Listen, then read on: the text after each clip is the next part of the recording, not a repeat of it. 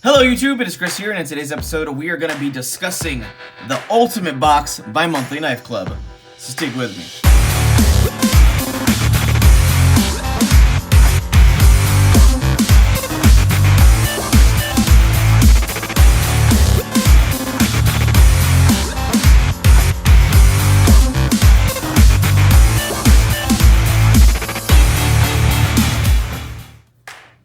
Welcome back everybody, and thank you for sticking with me. Like I said, today we're going to be discussing the Ultimate Box by Monthly Knife Club. But one quick announcement before we get started is we have officially released our DFS Micro Plus Survival Kits. And we have teamed up with Go Prepared Survival, Exotac, and a military government contractor to bring you the absolute very best professionally built USA-made mil-spec pocket micro survival kit on the market. Whether you're building a shelter, starting a fire, purifying your water, navigating your way back home, signaling for help, whatever you need, this thing will give you the essentials to make it back home alive. So definitely go check out the link in the video description where we're selling these for 20% off so you can pick yours up today. For those of you who follow my channel regularly, you know that we have been checking out the Monthly Knife Club for 4 or 5 months now. And in the very beginning, they were kind of rocky. So for the ultimate plan, this is what you get. For $165 a month, this is the box this month. Now I know at first glance this can be underwhelming as there's only 5 items. And something I can say off the bat with most people is with any box service, not every single person is going to love every single item that comes in a box. It is just not how it goes. There are a couple items in this box this month that I'm not actually fond of. First off, we get this SwissTech Transform 6-in-1 tool.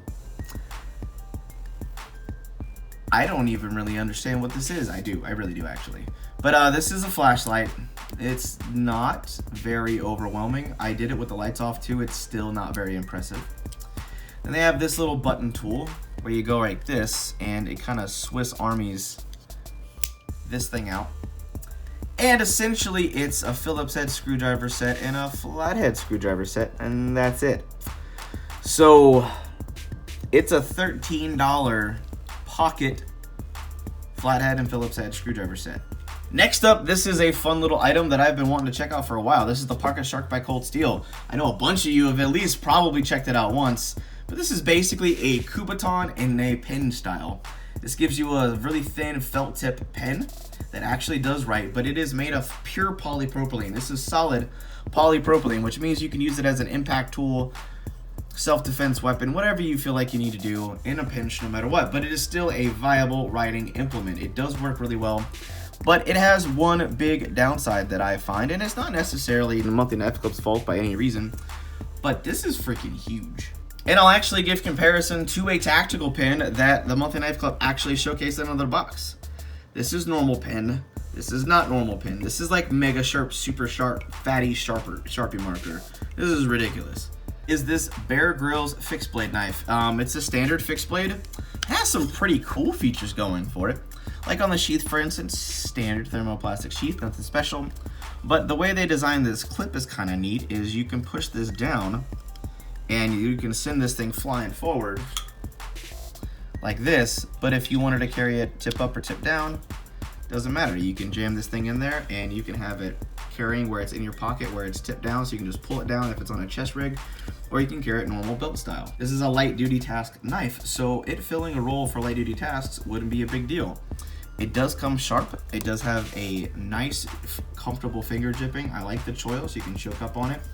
The handle scales are comfortable. Now this doesn't, I don't care if you like Gerber or not, I'm judging the knife as is with my first impression. And as far as ergonomics and comfortability and usability, for what you would use a light duty blade for, this will work. This particular item this month has me kind of going, what? This is a waterproof black capsule.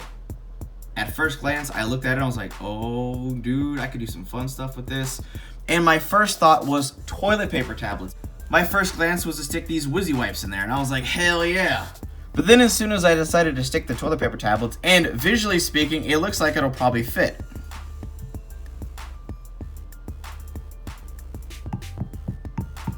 But it won't. These Wizzy wipes will not fit in no matter how you try to cram them in there. So the Wizzy wipes were off the table, and I was kind of like, well, that sucks. What else can I fit in here? So I went through and I found an 18650 battery I had lying around from Olight, and that will go in there pretty snugly. It has a pretty good fit, and the reason why that's safe to put these in there is because this material right here, which what kind of gives it an O-ring seal on the top plate, is actually non-conductive. So while you carry this in your pocket on either side, this will give you a non-conductive waterproof capsule that you can trust that your batteries won't explode, corrode, anything like that. However, that's the only useful item that I could see myself putting stuff in there. Now, I know a bunch of people could come up with some ideas. However, this is the kicker. This waterproof capsule on Bastion's website goes for $28. However, the star of the show is yet to be shown, which has been this pocket knife right here. And this is a Kaiser Blade, which is the IFTL frame lock.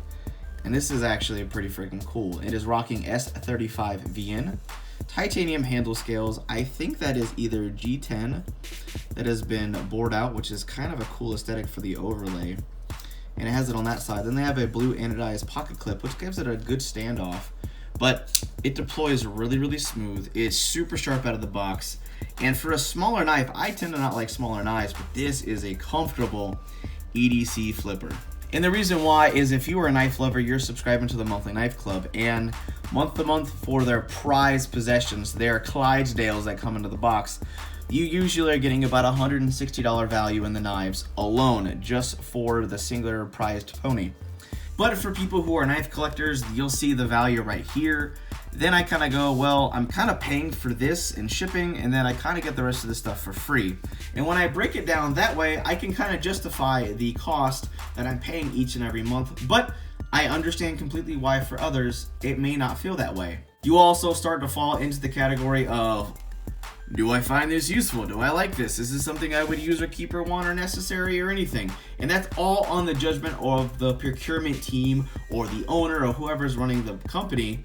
Is they pick the items and you don't know what's coming in ahead of time. So there's a really dangerous game of wondering if that's going to be something you're going to be into. So as I stated before, for example purposes only, based off perception alone, this is an actual another box from another company that we just got in the mail. And as you can see, visually based off perception, you see a crap ton of gear. Now when you open this box, if you're into fishing or you have a friend who is, you're kind of overwhelmed with the sheer volume of gear that is very themed. But something I want to keep in mind is this box is actually cheaper than the Monthly Knife Club. It's about 90 bucks for this stuff. The average price totaled out is about 140 bucks. So you're actually getting a really, really good deal.